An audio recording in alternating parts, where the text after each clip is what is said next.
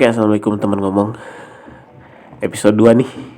Biar agak santuy, kali ini saya nggak akan ngebahas yang berat-berat dulu.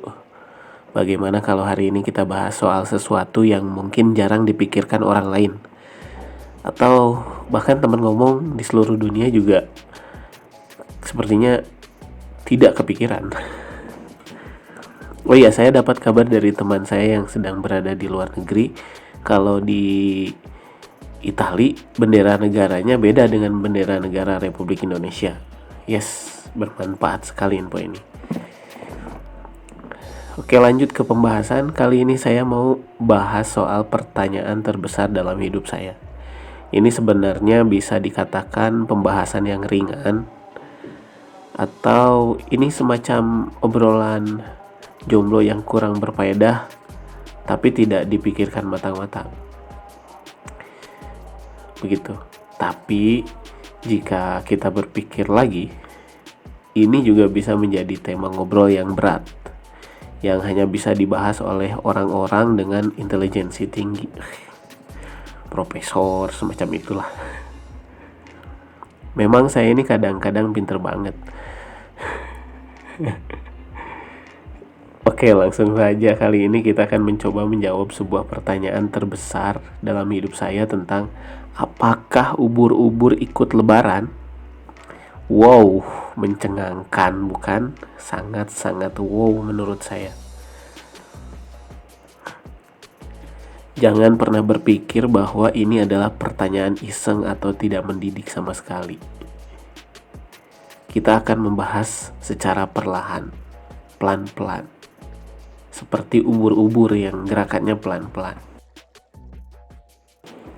Mulai dari bagaimana pola pikir ubur-ubur, yang kita tahu bahwa ubur-ubur adalah salah satu hewan laut yang bentuknya seperti agar-agar atau jelly, atau ya semacam yang kenyal-kenyal begitu. Tapi apakah teman ngomong tahu bahwa ubur-ubur adalah salah satu hewan yang termasuk ke dalam golongan hewan purba?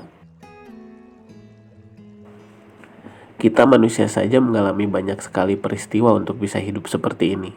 Nah, dengan pakaian lengkap dan kulit bersinar dengan segala macam skincare dan lain-lain. Ubur-ubur nggak ada yang pakai skincare.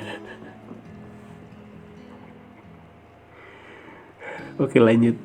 Menurut para peneliti, ubur-ubur sudah terombang-ambing di samudra yang luasnya, kalau dibangun kos-kosan itu bisa nampung semua cewek-cewek di seluruh dunia.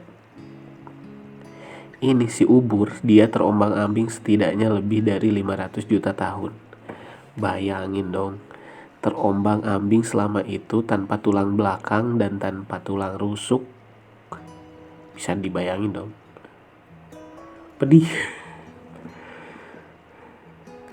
Bisa banget. Bayangkan sekarang posisinya kita ambil alih. Kuat gak? Saya pikir tidak akan ada orang yang kuat terombang-ambing selama ratusan juta tahun. Untuk terombang-ambing harapan yang selama kurang dari seminggu saja manusia sudah menjerit-jerit bikin status di semua media sosial. Apalagi ratusan juta tahun. Jadi bisa kita pahami kalau ubur-ubur adalah salah satu makhluk Tuhan yang benar-benar penyabar. Itu yang tadi di depan saya bilang bagaimana pola pikir ubur-ubur. Nah, kira-kira begitu, sudah terjawab. Paham sejauh ini, paham?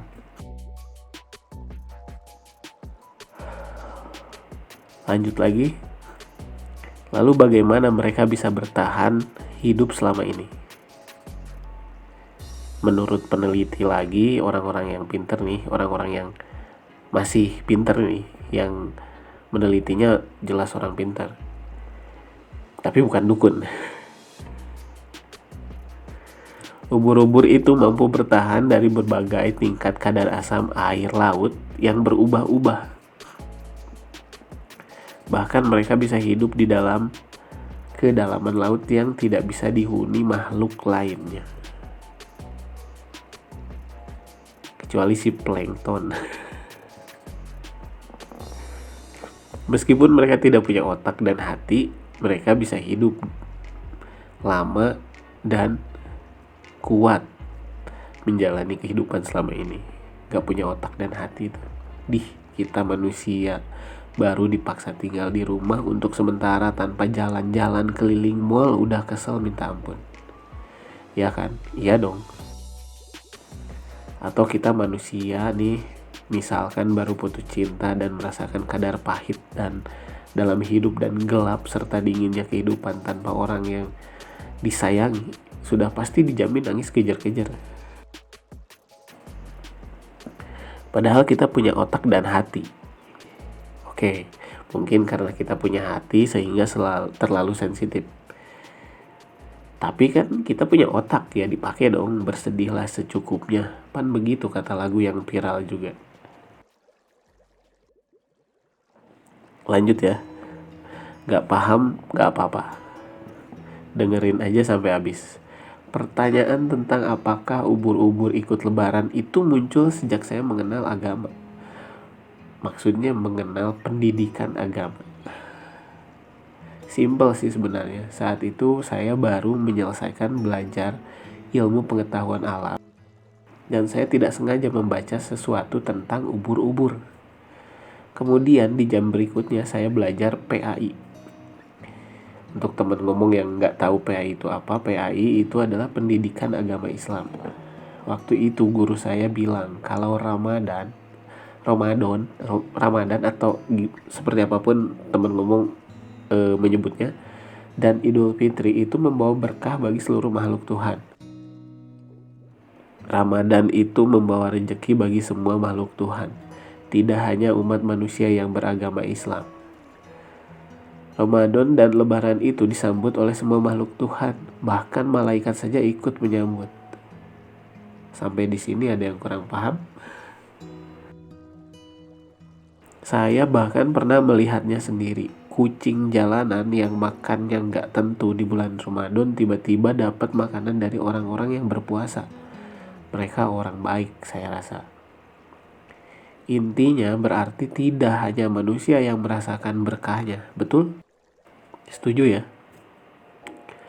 Lalu pedagang apapun di bulan Ramadan dan menjelang Lebaran biasanya akan sangat kewalahan. Terlepas dari hari ini karena ada pandemi, tetap saja pedagang itu masih kewalahan dan masih bisa berjualan tentunya.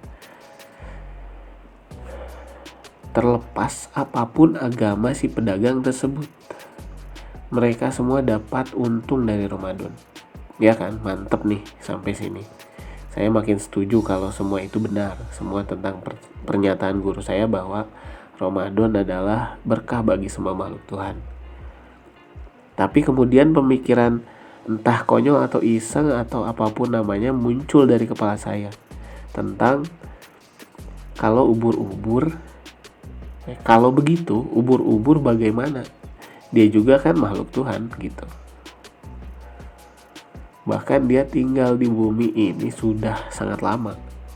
Seperti peneliti tadi bilang, sudah diperkirakan lebih dari 500 juta tahun.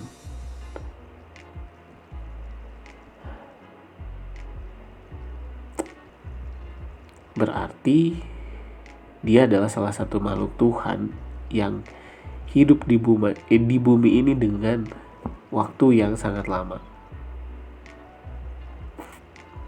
Bisa jadi dari awal bumi ini dibuat, atau dari awal laut diciptakan, atau bahkan mungkin ubur-ubur kenal dekat dengan Tuhan. Atau bisa jadi jika ubur-ubur adalah salah satu makhluk kesayangan Tuhan, karena dibiarkan ada sejak ratusan juta tahun yang lalu, sedangkan makhluk-makhluk purba lainnya sudah die. Maksudnya punah, tidak beregenerasi kembali.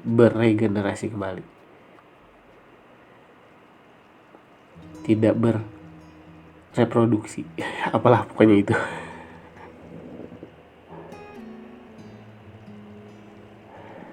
Nah, jika benar seperti itu, berarti dia juga berhak bahagia atas Ramadan dan Lebaran dong. Lalu saya mulai berpikir di situ, oh mungkin ubur-ubur juga ikut Lebaran dengan caranya sendiri. Di samudra luas sendirian bersyukur pada Tuhan telah diciptakan meski tanpa otak dan hati. Tapi dia kaya raya, diberi waktu yang sangat panjang. Wow. Tiba-tiba saat itu saya ingin menangis. Ini beneran nih. Saat ingat pernyataan tentang ubur-ubur, saat ingat pertanyaan tentang ubur-ubur yang saya ingat timbul dalam kepala saya dulu sekali. Saya yakin ubur-ubur tidak pernah berhenti bersyukur, meski kita menganggap dia tidak punya otak dan tinggal di kedalaman laut sendirian, atau terombang-ambing ratusan juta tahun, bahkan dianggap salah satu makhluk mematikan. Hingga sebanyak itu kita berpikir bahwa sebanyak itulah penderitaan dia. Kemudian saya duduk sambil mempersiapkan podcast ini dan bersyukur juga. Dia sekecil itu bisa bertahan hidup tanpa harus mengeluh. Kita atau saya khususnya baru diberi musibah kecil bernama pandemi COVID-19 saja sudah heboh dan terus mengeluh kapan ini berakhir. Jomblo apalagi, pasti sering mengeluh tanpa bersyukur kalau dia diberi kesempatan untuk memilih yang terbaik. Sebenarnya begitu. Jadi seharusnya para jomblo memanfaatkan waktu yang lama ini, yang kosong ini, yang kosong tanpa pasangan ini untuk mencari yang terbaik. Seharusnya seperti itu. Jadi setelah pertanyaan itu muncul kembali, saya mendapat jawaban untuk pertanyaan saya itu. Saya pikir begitulah cara ubur-ubur Lebaran. Dia merayakannya dengan bersyukur dan menerima segala pemberian Tuhan.